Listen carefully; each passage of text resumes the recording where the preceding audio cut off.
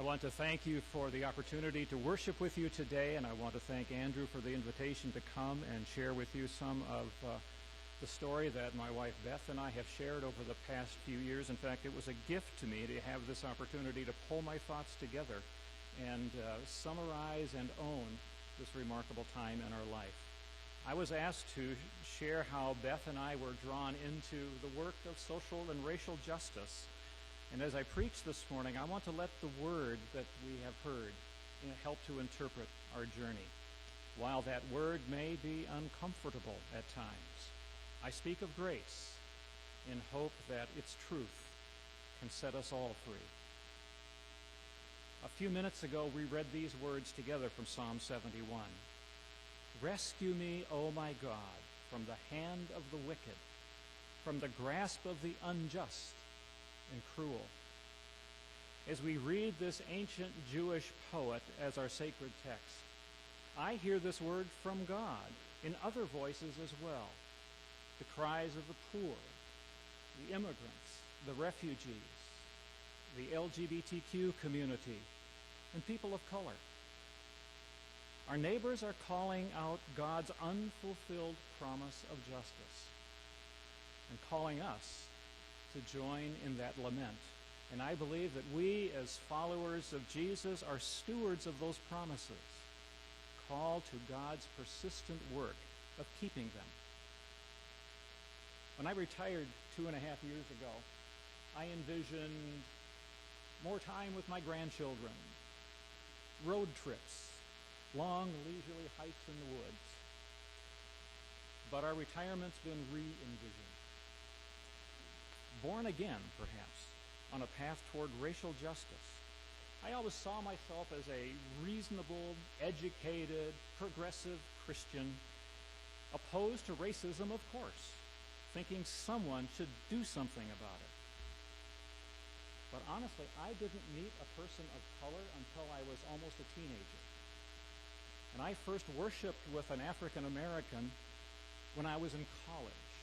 And I remember the day vividly. I was at home, my father was a pastor, and I wasn't trained yet to be a minister, so I couldn't preach, but my dad found me a good position, kind of an opportunity to minister. I was the greeter at the front door. I guess you'd call that an entry-level position.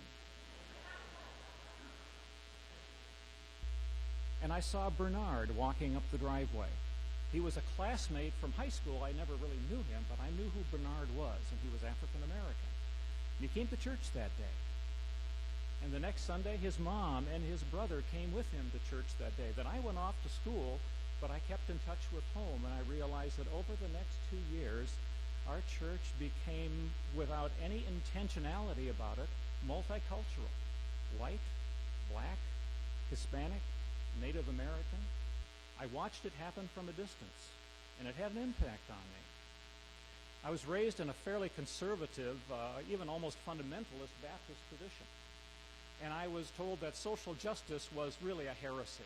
It was a distraction from the real work of being pious, evangelizing, and so forth. But they told me that I should read the Word. I should always read the Word, so I did. And I saw things that they weren't preaching very much in the prophets about God's passion for justice for those on the margins. That had an impact on me. And it was a step in a long journey of fits and starts. When I was in college during the late 60s, I heard that there was going to be a peace rally at the University of Minnesota, an outdoor rally. And the guest speaker, the main speaker, would be the Reverend Dr. Martin Luther King Jr. I decided to go. I was not at all anti-war. I was very skeptical of Dr. King. I had been told that he was a rabble-rouser and a communist and all kinds of terrible things. And so I stood in the back of that crowd of about 5,000 people, someplace I still have a really grainy picture of that whole scene, and way off in the distance you can see Martin preaching to that crowd. And what really struck me that day, as skeptical as I was when he began talking about what motivated him in the work of justice, be it racial justice or ending the war. And he openly said to this crowd of thousands of college and university students that he was motivated by his faith in Jesus Christ. And people laughed. And he just kept on calmly speaking from his heart. That had an impact on me, more than I knew at the time. So I guess there's hope for people like me. But I confess that I am today still more racist than I know. Largely because of my whiteness. We've all heard the term white privilege, so let's talk about that for a minute. Is there such a thing as white privilege? I believe there is, because there's such a thing as privilege. A presumption that we have special status and we deserve it. Privilege comes easily for me. I'm not only a male and white, I'm a minister. Born into a minister's home in a time when that gave us really special status. We got discounts everywhere. I wouldn't try this now, Andrew, but I could eat free at McDonald's. I could walk up to the counter on a nice date with my wife to McDonald's. I could order whatever we wanted, and I would walk out with that bag free just because I would be able to say, I'm a minister. Those were the days. That was a very cheap date, too. When we're privileged, for whatever reason, the world cuts us some slack. It's as if we can frame the questions as well as the answers without fear of contradiction. And when it comes to race, we can claim the wisdom and the right to decide the worth of entire communities and to judge their behavior. We get to pick and choose our truth, including our often sanitized history of how we or our ancestors have treated people of color. We white folk have inherited centuries of assumed privilege. It's our barrier against discomfort, our rationale for disregarding our neighbor's cry for justice. Call it self-importance or self-righteousness or white privilege. It runs deep in the human psyche. Read books, for example, like Jonathan Haidt's book, The Righteous Mind. Or consider today's gospel. Jesus said to his hometown crowd who were coming to hear how this young man that they knew from childhood had done so well, he said, you're probably going to say, do here what you've done elsewhere. Perform these miracles for us. And he says, the truth is, I've not just come for you, but I've come for all of God's children, including those outside our community. And they were furious, and they drove him out. They were the chosen people, after all, privileged and proud, like we're often proud of our identity as maybe Germans or Scandinavians or Packer fans or Americans or white or Christian. And they resented their hometown boy serving other communities first, but Jesus challenged their pride of place because in God's realm, pride of place has no place. The incarnation tells us that God did not come to settle into a $20 million condo in Manhattan, join the best clubs, or even buy a Packer sweatshirt. Instead, Jesus says, people who are well don't need a doctor, and I'm a doctor. I specialize in trauma. Where's the trauma? Our gospel at its core calls for a reversal of fortune. Blessed are those who mourn. The last shall be first. The greatest is the one who serves. Those who save their lives will lose them. Love your enemies. Deny yourself. Whatever you have done for the least, you have done unto me. See a pattern here? The scandalous gospel turns our presumptions, our privilege, upside down. Or perhaps right side up. This has enormous consequences. My cautious attempts over the years at racial reconciliation were sincere but clumsy and frequently hurtful. And I couldn't understand why such sincere efforts often went terribly wrong. We've often phrased racism as a relationship problem. We're just not getting along.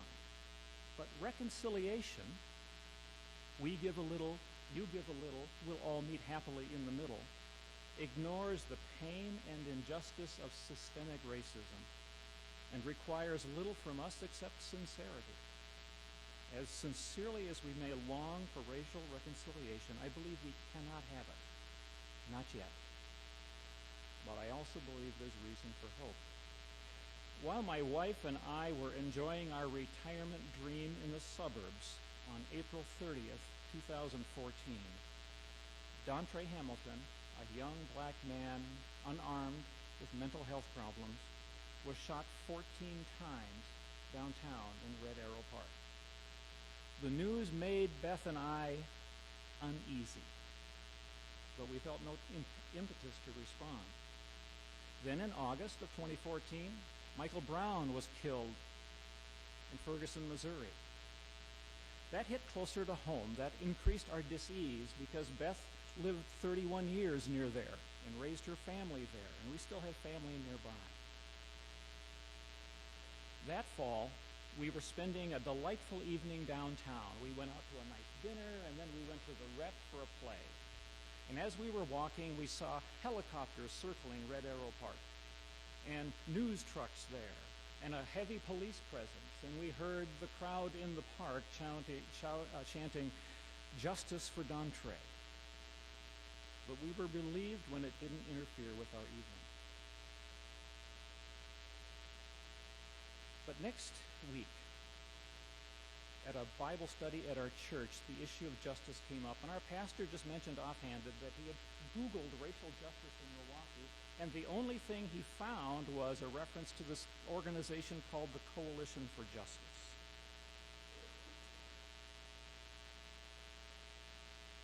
So we looked into what this was about and found out that it was founded by Dontre's family, Maria Hamilton and Nate and Damien, his brothers. And we checked it out. And it took perhaps 6 months for us from the time that Dontre was killed before we showed up at a march in Red Arrow Park. And we felt like fish out of water, but we were captivated by this family and by the cause, and there was no turning back. The Coalition is a peaceful organization. We spend times talking about how we can draw the community into our work together. We go to Fire and Police Commission hearings. We are engaged in a great deal of activity, but it's peaceful, and it's loving, but it's persistent. And our hearts have softened, and our minds are changing, and our spirits have been humbled. We've joined Surge, Showing Up for Racial Justice, a group focused on becoming healthy and effective white allies for those in the struggle for justice. And there are other organizations in town as well as nationally. Campaign Zero, the Black Lives Matter movement, or the Mothers for Justice United here in our own city and nationally. But please understand this. What we do is not charity. It is not the privileged having pity on the helpless. Not at all. It is less a stance of altruism and more about humbly serving as allies alongside the real heroes, such as Maria and Nate and Damien, ordinary people with extraordinary courage and wisdom from whom we learn. We are not alone. Others have been mobilized by Dontre's death, and we are hopeful. Still, we remember always that Dontre's mother and brothers and child remain deprived of their son, brother, and father. And so with the psalmist, they cry for justice, and so do we. I'm embarrassed to admit that it took 4 decades for me to come around. But it doesn't matter how or how long, only that we were awakened, and that, in the words of a Ferguson protester, we stay woke, willing to taste the bitter dregs of discomfort, willing to do our part. I'm haunted by the words of Jesus in Luke chapter 12. From everyone to whom much has been given, much will be required. And from the one to whom much has been entrusted, even more will be demanded. Sisters and brothers, we've been given so much. We have more power than we know to bring justice for Dontre and those like him. We can march, we can write letters, we can speak out, we can vote. There are things we can directly impact. sentencing reform, police practices, education, voter registration, public transportation, mental health reform, jobs, and more. There is hope. There is real hope. The First Baptist Church of Williamsburg, Virginia, is one of the oldest African American congregations in the United States. It was founded in 1776. Late in the 19th century, First Baptist finally got a bell. That bell has never rung. But tomorrow morning, the first day of Black History Month, that bell will be rung every day through the rest of February. President Obama will be one of thousands who will come and ring that bell. And the first hands on that bell will be those of Maria Hamilton. When we march with Maria and her boys and the rest of our allies in the movement, we often chant, "No justice, no peace." Justice is not defined simply by laws, which at best only approximate it. Justice lives where members of a community meet and surpass what the law requires in honoring and caring for one another. There can be no true peace, no reconciliation, no shalom without justice, which is why we often chant no justice, no compromise. Because our beautiful, beloved, but marginalized brothers and sisters have prayed for centuries. You, O Lord, are my hope and trust. But God has not miraculously fixed the problem for us. The path to justice is nothing less than the path of love that bears all things, believes all things, hopes all things, endures all things. The love that Jesus modeled. Love that relinquishes power and comfort. And our illusions of self-righteousness true. The truth may make us free, but it also may make us weak, until the cries of our neighbors drive us to tear down that within us and in our world which keeps them bound. And then there will be justice, when all God's children live in shalom. Amen.